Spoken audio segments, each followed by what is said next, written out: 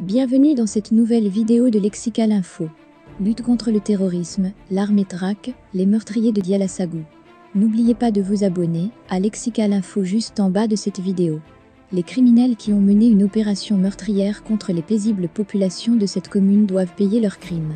Les forces armées maliennes sont bien décidées à les rechercher et les livrer à la justice. Depuis quelque temps, les groupes terroristes intensifient des attaques à divers endroits du territoire. La stratégie est claire. Montrer que la montée en puissance de l'armée ne les empêche pas de mener leurs actions meurtrières. Ils utilisent le mode d'action de la lâcheté. Se dissimuler parmi les populations civiles et attaquer par surprise est un mode opératoire difficile à contrer par les forces armées. Les soldats ne comprennent qu'ils ont affaire à des terroristes que quand des individus se mettent à leur tirer dessus. De plus en plus, les soldats ne se laissent plus surprendre. Et les terroristes se heurtent depuis un moment à des réactions vigoureuses au niveau des postes de sécurité. Ce comportement honorable des hommes en tenue a obligé les forces du mal à changer de mode opératoire.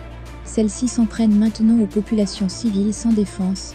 Le dernier événement en date en est une illustration parfaite. Les terroristes ont mené une opératoire punitive contre de paisibles populations qu'ils accusent d'aider les forces de défense et de sécurité. Plus de 130 personnes ont péri dans la nuit du vendredi au samedi dernier dans la commune de Diyala Sagou, du fait de ces hommes sans foi ni loi qui prétendent agir au nom de l'islam. Ce massacre a été perpétré pendant que les forces armées et de sécurité continuent de traquer les groupes terroristes. L'armée révèle, dans un communiqué en date du 21 juin, qu'entre les 20 et 22 juin 2022, des frappes aériennes ont ciblé des plots logistiques et sanctuaires terroristes documentés de la Katiba du Massina d'Amadou Koufa dans les secteurs de Djéné, Tenankou, Segué et la forêt de Sama, dans le cercle de Bankas.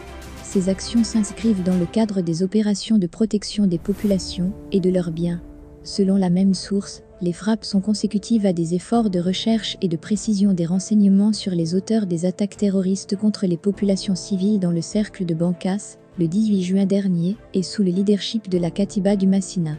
Soumis depuis plusieurs mois à une forte pression des forces armées maliennes, jusque dans leur zone sanctuaire, où ils disposaient d'un certain confort et d'une grande influence par le passé, ces groupes terroristes ont adapté leur mode d'action et orienté désormais leurs attaques lâches contre les cibles molles et les civils désarmés, regrette la source sécuritaire. Et cela, au mépris des lois de la République du Mali, en violation de tous les droits humains des populations et de toutes les règles relatives au droit international humanitaire. L'état-major général des armées continuera la recherche de tous les responsables de ces crimes inhumains pour qu'ils répondent de leurs actes devant la justice. Il rassure que la traque des assaillants continue dans le cadre du plan Maliko et de l'opération Kélétidi et que les forces armées maliennes, FAMA, assureront pleinement leur mission de défense de l'intégrité territoriale et de protection des personnes et leurs biens. Il est donc évident que l'armée est bien décidée à mener la traque contre les criminels qui se donnent le droit d'assassiner leurs prochains, prétendument au nom d'une religion dont ils maîtrisent mal les préceptes. Les autorités assurent que certains auteurs des actes criminels de Diyala Sagou ont été identifiés. Ils seront donc traqués sans relâche, jusqu'à ce qu'ils paient leurs crimes. Merci pour votre aimable attention, et n'oubliez pas d'activer la cloche de notification pour recevoir les prochaines informations.